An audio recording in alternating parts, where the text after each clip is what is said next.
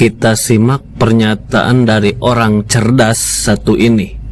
Cekidot. Sejak tahun berapa Israel menjajah Palestina? Ada yang bisa jawab? Mahasiswa, silakan. Ada yang tahu sejak tahun berapa? Nggak ada, nggak pernah. Ini negara yang secara terang-terangan ingin memusnahkan Israel. Apa yang harus Israel lakukan? Tentu ini bisa dijawab secara hukum internasional. Preemptive strike bisa. Nah, sekarang kita Jadi Indonesia. kalau Israel nyerang duluan itu istilahnya preemptive strike. Kalau Sekarang, Hamas bertahan dari penjajah itu teror gitu. Sejak tahun berapa? Bapak belum jawab.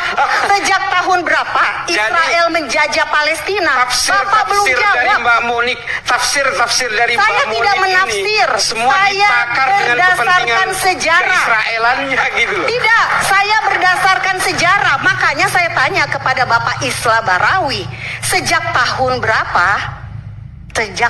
berapa Israel menjajah Palestina? Ada yang bisa jawab? Mahasiswa, silakan. Ada yang tahu sejak tahun berapa? Nggak ada, nggak pernah. Israel nggak pernah menjajah Palestina.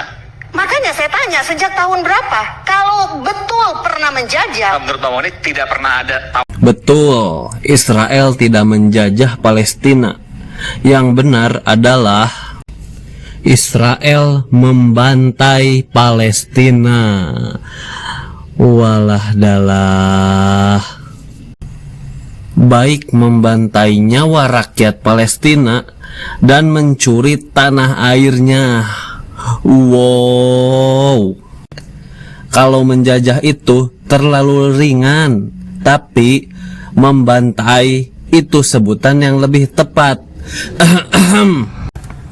Justru yang sedang terjajah sebenarnya itu kita. Walaupun tanah air kita masih utuh, rumah kita utuh, kebutuhan pokok kita tersedia utuh, tetapi secara teknologi kita terjajah. Kendaraan yang kita pakai, alat elektronik yang kita pakai, sampai produk sabun dan kebutuhan rumah tangga lainnya yang kita gunakan sehari-hari masih bergantung kepada negara asing. Amboy. Israel dan Amerika secara terbuka membombardir Palestina. Sekali serangan, ribuan nyawa tewas dan ratusan bangunan porak-poranda. Palestina berjuang sendirian dari pembantaian ini. Walah dalah. Pesawat tempur kita punya, kapal laut perang kita punya. Tetapi kan kita harus izin dulu ke Tuan Trump bila ingin mempergunakan alat perang tersebut. Berarti jelas secara militer kita juga masih terjajah.